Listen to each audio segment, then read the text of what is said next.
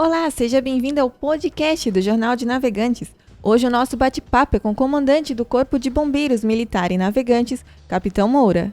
Olá, Capitão Moura, muito obrigado por ter aceito o nosso convite e estar aqui com a gente hoje. Primeiramente, Capitão Moura, o senhor poderia nos explicar um pouquinho sobre o trabalho dos bombeiros militares?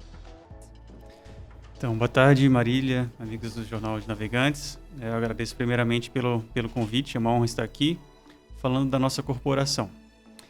Então, o Corpo de Bombeiros Militar é uma instituição pública do estado de Santa Catarina, cujos os objetivos principais são o combate a incêndio, foi aquilo que gerou os corpos de bombeiros, no Brasil e no mundo. E a partir daí a nossa atividade começou a evoluir. Então hoje a gente também realiza um trabalho de atendimento pré-hospitalar, seja atendendo às vezes pessoas com Covid em casa ou atendendo acidente de trânsito. Aqui na Navegantes vocês já tiveram bastante casos de Covid para atender? Então, atendemos bastante. A gente teve que fazer essa parceria junto com a Secretaria de Saúde. Uhum. Então, muitos casos de Covid que as nossas ações são limitadas em como ajudar as pessoas, mas basicamente é um... E quais são os protocolos que vocês seguem quando é atendimento a paciente com Covid? Então, o Covid, por a questão da contaminação, o protocolo da nossa corporação começa quando a pessoa liga 193. Então, o operador lá da central de emergência, ele tenta identificar, porque às vezes as pessoas escondem também, mas ele tenta identificar se, dentro dos sintomas apresentados por aquela vítima, há algum dos sintomas do Covid. Se tem 1, 2, 3 sintomas, ele já informa a guarnição de serviço e fala, existe uma suspeita de Covid. Às vezes, por exemplo, uma pessoa que está enferma, acamada na sua residência e possui febre e está se sentindo com dificuldade de respirar. Isso pode ser qualquer tipo de ocorrência. Mas... Vocês já vão preparados? Daí a nossa guarnição tem os EPIs, Tem os EPIs necessários. Se há uma suspeita, nenhuma confirmação, mas uma suspeita de ter Covid. Já pelos sintomas, daí já vão... Isso, daí a gente bota todos os equipamentos, os aventais, luva, óculos. O senhor tem uma média de quantos atendimentos vocês já fizeram? Não tenho média, mas a nossa média de atendimentos aqui em Navegantes é 7 ocorrências por dia. Por dia. Tá, isso no ano inteiro. Então, isso variou bastante. Entre todas as situações? Todas as situações, de tudo quanto é tipo. Isso é de combate a incêndio, atendimento pré-hospitalar, acidente, salvamento, resgate, de tudo, Então, as ocorrências variaram bastante, porque também o SAMU atende bastante esse tipo de ocorrência, mas às vezes a viatura do SAMU não está disponível e acaba sobrecarregando a viatura do bombeiro militar. Aí eles chamam para apoio ou as ocorrências dividem? Não, dividem. Uhum. Então, a central de emergência do Corpo de Bombeiros Militar e do SAMU, elas estão no mesmo local físico, que é no quartel lá do Corpo de Bombeiros Militar de Balneário Camboriú. Então, às vezes, o pessoal do SAMU, tem uma ocorrência para o SAMU lá em Navegantes. Não, mas a nossa viatura lá está baixada. Então, aí já repassa para vocês. Então, tem uma ocorrência de Covid lá em Navegantes. A nossa viatura está empenhada do bombeiro militar. Daí faz contato com o SAMU. Então, eles conversam. Há quantos anos a senhora já é bombeiro militar? Eu sou bombeiro militar há 10 anos. E quando que surgiu essa vontade, o desejo de ser? Então, na verdade, eu sou formado em Educação Física e trabalhei um pouco na área. E tive aquela desilusão de todo recém-formado que se forma e tu entra no mercado de trabalho, e tu tem aquela perspectiva de receber um salário e tu acha que tu vai sobreviver, e a gente sabe que não é bem assim, principalmente no começo de carreira. Então, logo depois da minha formatura, eu comecei a dar uma olhada nos concursos públicos. Meus pais são funcionários públicos também. Então, a princípio eu queria carreira policial, mas surgiu a oportunidade de ter o concurso para o Corpo de Bombeiros Militar, isso em 2009, nossa, já faz tempo. Daí fiz concurso. O senhor fez concurso aonde? Concurso lá, eu sou de Florianópolis, Fiz concurso em Florianópolis, curso de formação de oficiais, que é um curso que tem duração de 2 anos. Daí passei, me apaixonei pela área e tô desde então. Teve alguma ocorrência já marcante assim na vida do senhor, que o senhor lembra até hoje? Olha, o que é estranho na carreira, na vida de um bombeiro, é porque as coisas que podem parecer extraordinárias para algumas pessoas, como se deparar com uma ocorrência de um óbito, para nós vai ficando comum, sabe? Isso é uma coisa que é até triste, porque a gente vai perdendo, de certa maneira, a sensibilidade. Quando a gente se depara com um desastre, por exemplo, a gente não tem um impacto tão grande, né? Mas eu acho que, de uma forma geral, assim, ocorrências que envolvem acidentes de trânsito são bem complicadas, né? Às vezes nós temos famílias inteiras. Tipo, posso até trazer uma situação mais recente aqui em Navegantes, que aconteceu esse ano, que eu presenciei. A gente teve um acidente na 470, ali perto do trevo que entra para o município de Luiz Alves.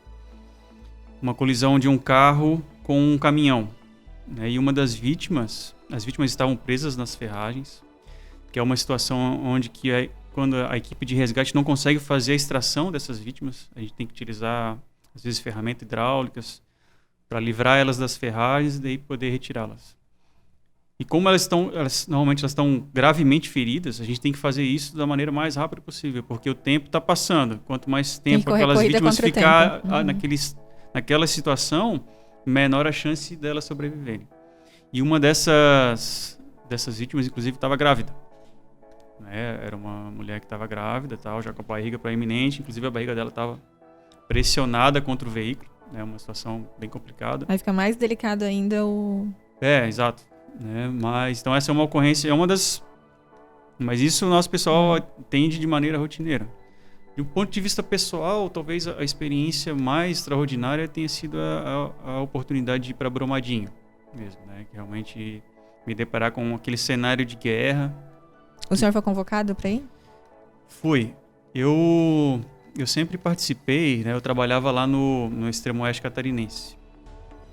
E o Corpo de Bombeiros Militar tem um grupo que a gente chama que é de força-tarefa, que são alguns bombeiros militares que são treinados e capacitados para fazer o atendimento de ocorrências de desastres naturais, tais como deslizamento de terra, inundações, enxurradas, tornado que deu lá no município de Xanxerê, né? Então eu sempre fiz parte desse grupo lá. E eu era o comandante da minha equipe lá no extremo oeste. Então, quando aconteceu, né, foi o primeiro grupo, Santa Catarina mandou o primeiro grupo para lá e eu fazia parte da segunda equipe. Então, por já ter um certo conhecimento nessa área também, né, eu tinha feito treinamentos, eu tenho um cão também, né, que era especializado em buscas, inclusive de restos mortais, que era uma situação lá de Brumadinho. E qual o sentimento que o senhor teve nessa situação? Olha, é tão difícil falar. Ao se deparar lá com a cena.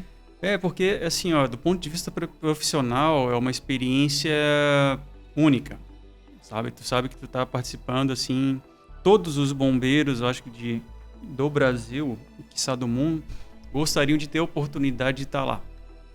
Então, eu me senti privilegiado de estar lá.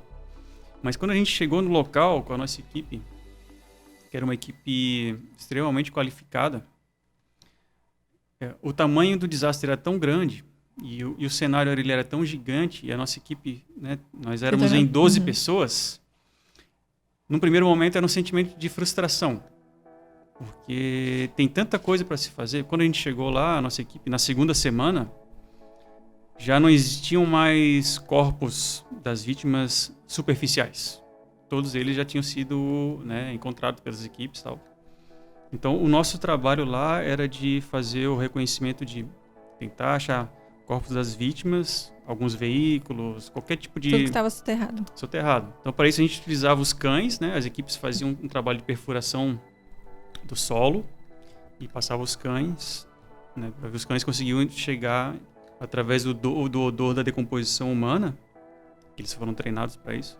Eles conseguiam chegar na origem desse odor, a gente cavava e daí encontrava pedaços de pessoas. Quantos dias o senhor ficou lá? Nós ficamos uma semana. A gente foi de ônibus lá do extremo oeste, então foi quase 23 horas de viagem, né, de lá do extremo oeste de Santa Catarina até Brumadinho. E ficamos lá, atuamos durante 7 dias. No último dia a gente já estava, né, destruído. E daí uma equipe rendeu a gente. E teve alguma cena lá que marcou o senhor pra nos descrever? É Além do impacto de quando chegou. É uma coisa que mexia bastante com... Né, porque, por exemplo, a gente teve uma situação lá que o meu cão, o Johnny, ele sinalizou um local e a equipe fez a intervenção e achou ali uma perna de uma pessoa. Pensa na situação. Para nós, aquilo ali era um momento de felicidade, porque a gente conseguiu achar ali um pedaço de uma vítima, e aquele pedaço de uma vítima às vezes poderia ser a identificação que a família estava esperando. Tipo assim, porque teve muitos casos lá das famílias que não tinham informação de que seus parentes se haviam sido achados ou não. Então as famílias ficavam extremamente angustiadas. Então o fato às vezes de achar um pedaço lá na frente, né, através do pessoal da perícia, família, né? Então isso era um conflito de sentimentos, porque ao mesmo tempo a gente ficamos felizes de ter conseguido achar, né? E ao mesmo tempo triste porque aquilo ali era um pedaço de uma pessoa, sabe? Né? E pedaço de uma pessoa que provavelmente com certeza era filho de alguém, irmão de alguém, às vezes era pai de alguém. Aí vem o lado humano com o lado profissional. Exato, mas na hora lá a gente não pensava nisso. Só às vezes à noite, né? Quando a gente descansava, tal, tentava dar uma relaxada. Aí recordava tudo. Exato, né? Então era um conflito de sentimentos. Mas uma coisa que mexia bastante com a equipe, não só comigo, mas com todo mundo que estava lá, é que existia toda uma rede de voluntários lá que ajudava as equipes que estavam atendendo. Então, por exemplo, a gente chegava lá no final do dia, a gente tinha que passar por uma área de descontaminação. Então, tu já estava extremamente cansado, recebia um banho de mangueira, tirava toda a tua farda, tinha que tomar banho com uns produtos específicos, né, para evitar até a contaminação, porque ali era um tipo de resíduo de minério, né, que poderia ser prejudicial para... que é prejudicial para a nossa saúde e tal. Só que quando tu tirava a tua farda, no outro dia, claro, cada um levou normalmente 2, 3 fardas. Mas chegava uma hora que tu ia ter que utilizar aquela farda ali, ela mesmo suja. E tinha uma equipe de voluntários lá que pegava, não, me dá a tua farda aqui que eu lavo. Eles lavavam. E no outro dia tu ganhava a tua farda sequinha e limpa. Então eu falei, poxa, isso pra nós era bacana. E também o pessoal das escolas de Brumadinho, a gente tinha um posto lá que era o posto de comando, onde que todas as equipes ficavam, às vezes se alimentavam, onde que a gente chegava de manhã e recebia as missões, né, do que a gente ia ter que fazer. E nesse posto de comando tinha um local onde que tinha vários desenhos de crianças. E às vezes nessa farda, quando a gente recebia a nossa farda, eles pegavam desses desenhos e botavam no meio da farda. Aí tu pegava ali, tu abria assim, tipo assim, tinha um desenho de uma criança, obrigado bombeiro por achar meu pai. Putz, tu olhava aquilo ali e aquilo ali era uma coisa emocionante, sabe? Então isso daí mexia bastante com o sentimento, assim, da equipe. A maioria deles já tinham, né, dos bombeiros tem filhos e tal, né? Aí então, pegava o lado sentimental. Mas ao mesmo tempo dava uma força pra gente continuar, né? A gente acordava 5 horas da manhã e ia dormir 10 horas, 11 horas. Direto tocando lá nas buscas. De manhã à tarde, né? E daí as buscas terminavam com o pôr do sol, mas depois tem todo um trabalho de limpeza dos materiais, limpeza da farda e tal. Em Navegantes o senhor está há quantos anos? Eu tô aqui há pouco tempo, cheguei em outubro de 2019, então 1 ano e meio. E por que a mudança para cá? Foi por pedido do senhor? Então, na verdade, eu achei que estava a hora de... Eu sou aqui do litoral, né? E a minha família mora em Florianópolis. Eu achei que estava na hora de eu ter novos desafios, né? No quartel que eu trabalhava lá, que era no município de Maravilha, extremo oeste catarinense, eu fiquei durante 6 anos. Então, as minhas metas que eu tracei assim que eu cheguei no quartel de lá, eu consegui atingir todas. Então, eu achei que estava, né, na hora de ter novos desafios e tal. E quis casar uma vinda para o litoral. E surgiu essa oportunidade. né? Porque o antigo comandante daqui tinha saído e casou com a oportunidade que eu estava... Não necessariamente queria vir para Navegantes, eu estava querendo um município aqui no litoral, tal, né? E daí apareceu essa oportunidade, eu falei, vamos lá. E quais as principais ocorrências que vocês atendem aqui em Navegantes? Olha, Navegantes é um município bem complexo, porque a gente tem, do ponto de vista do atendimento de emergências, né? A gente tem um porto, né? A gente tem um aeroporto, então a possibilidade de dar algo de vulto aqui é muito grande. A gente tem uma praia que é extremamente que é grande, né? Que é um mar que é perigoso para o banhista, né? Que não conhece a realidade a realidade do mar. Então as ocorrências do dia a dia do nosso quartel são as ocorrências da maioria dos quartéis aqui da região. São os acidentes de trânsito, às vezes é o caso clínico, né? Tipo assim, a pessoa está passando mal em casa, um senhor de idade sentiu um aperto no coração.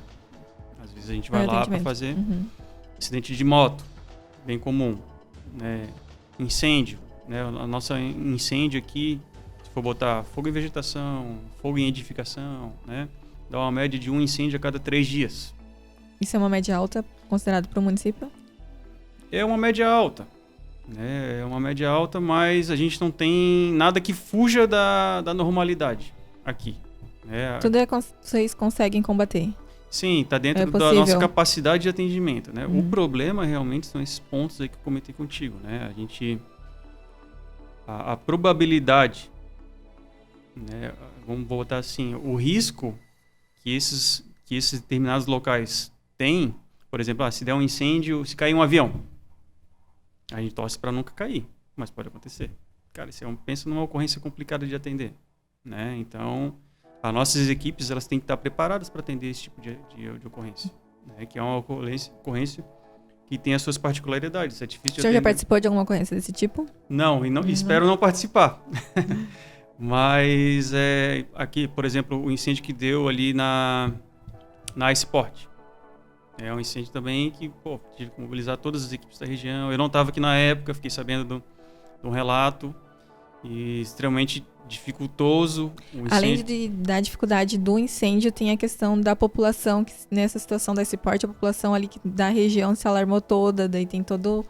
Aqui em Navegantes, a gente tem um local do nosso porto que armazena produtos perigosos. Então tem uma rotatividade, e todos esses produtos eles são transportados também via rodovia para o seu local de destino. Então a gente tem produtos ali que são extremamente perigosos, né? E uma rotatividade muito grande. Então, por exemplo, a gente tem na Sport, a gente tem amônia. As equipes lá são extremamente competentes, mas vai que acontece alguma coisa, né, de algum tipo de vazamento de amônia. Tá pronto já para esse tipo de ocorrência. Inclusive isso aí é evacuação de parte da cidade. Então as nossas equipes, se der algum problema grave lá no porto, envolvendo algum produto perigoso que possa afetar a segurança, a saúde das pessoas, a gente sabe que a nossa equipe vai ser a equipe de pronta resposta.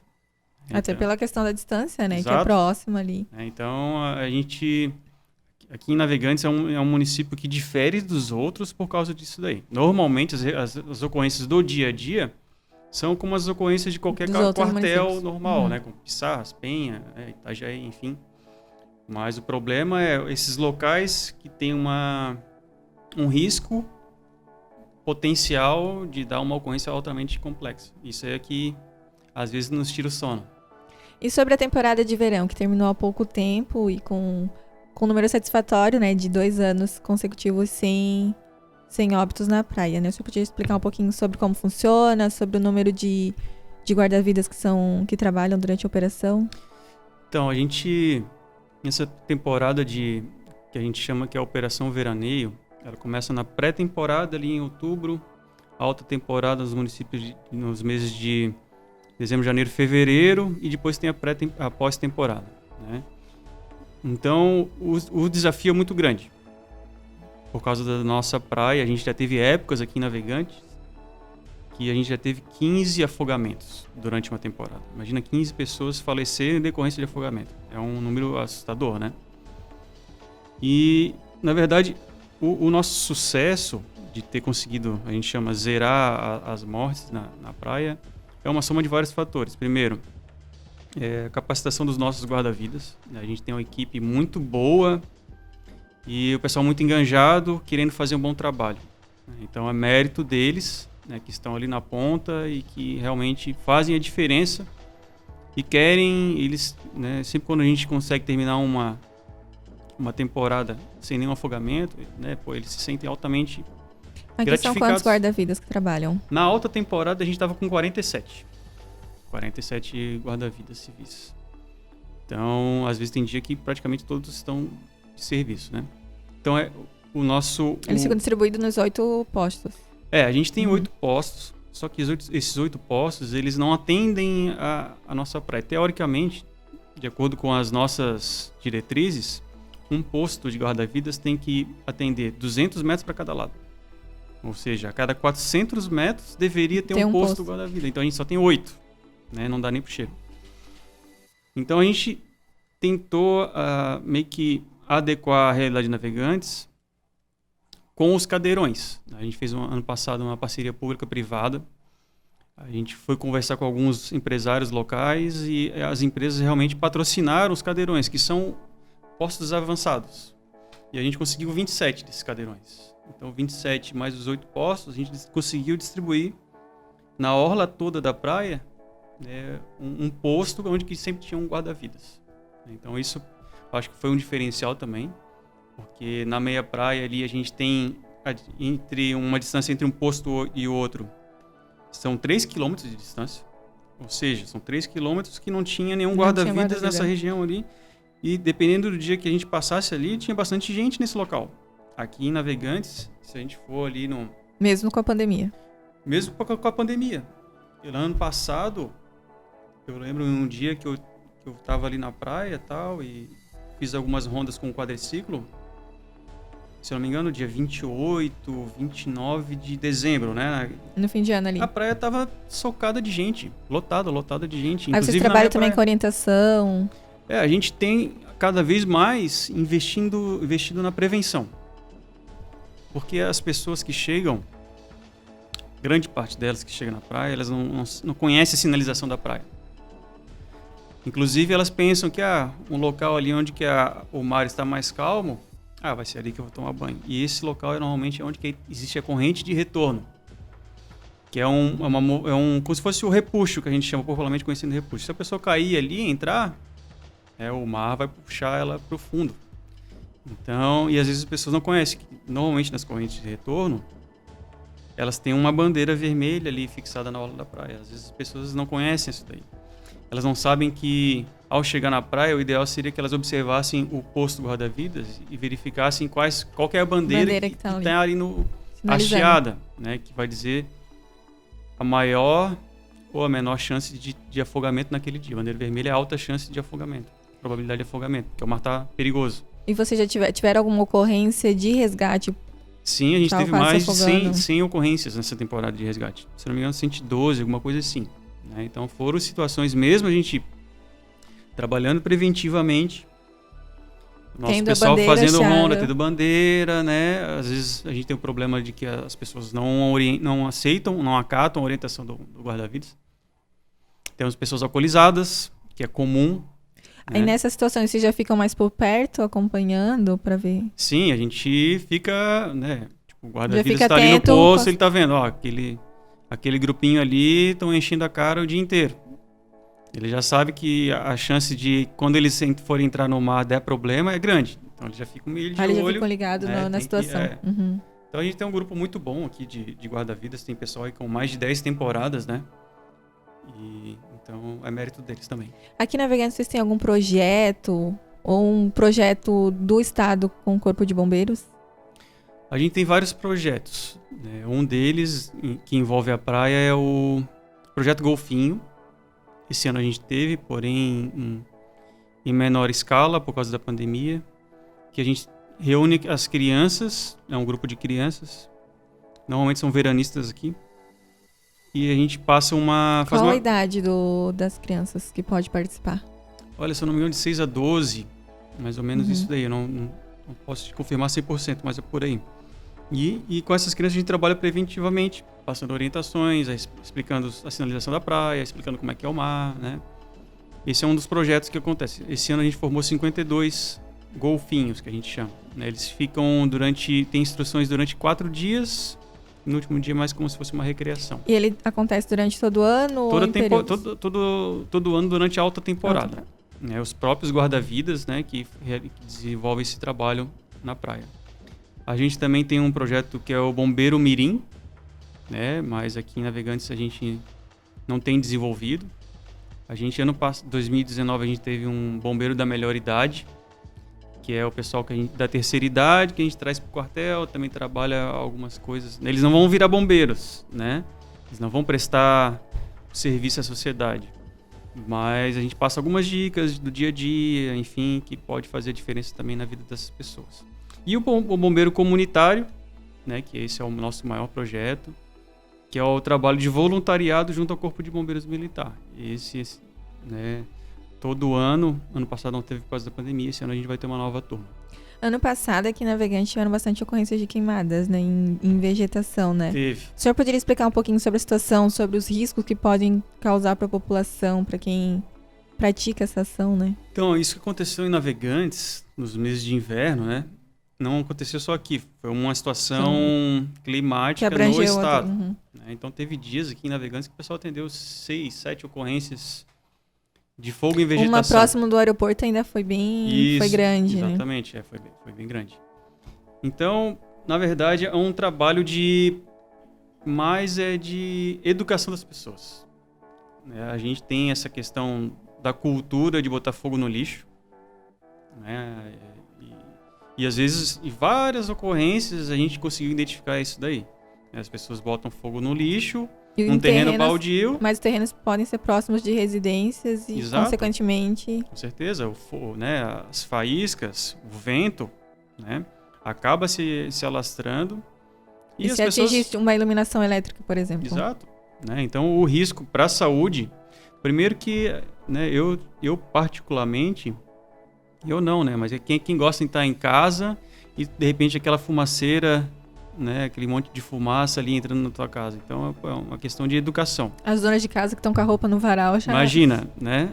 E é uma questão de educação. Na verdade, isso é um crime, né? É um crime ambiental, tu colocar fogo, né? Em entulho, não pode fazer isso daí. Só que a ideia de combater isso daí é realmente... Claro, trabalha também com a parte da prefeitura de fazendo uma limpeza, recolhimento dos entulhos e tal, né? E se as pessoas tiverem como destinar esse recurso, elas não vão precisar colocar fogo, né? Então, é um trabalho que se complementa. Mas principalmente para as pessoas, né? Mas deu uma diminuída agora nos números de ocorrências? Diminuíram. Ano passado, né, a gente teve esse problema por causa que era um mês de bastante estiagem. Eu lembro até que lá no Oeste teve bastante problemas de falta de água, né? Eu sei porque tenho conhecidos lá.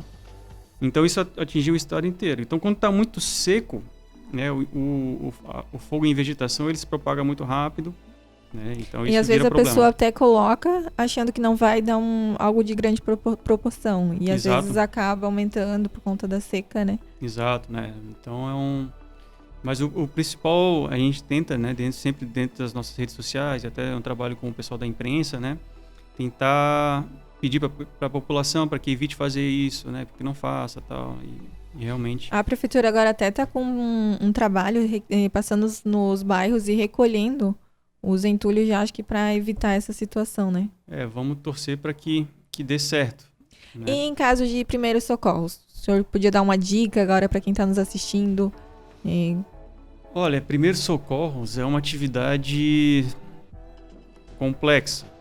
É difícil a gente falar de dicas assim, mas eu posso falar do nosso dia a dia e que talvez o mais comum que possa acontecer é a gente se deparar com um acidente de trânsito.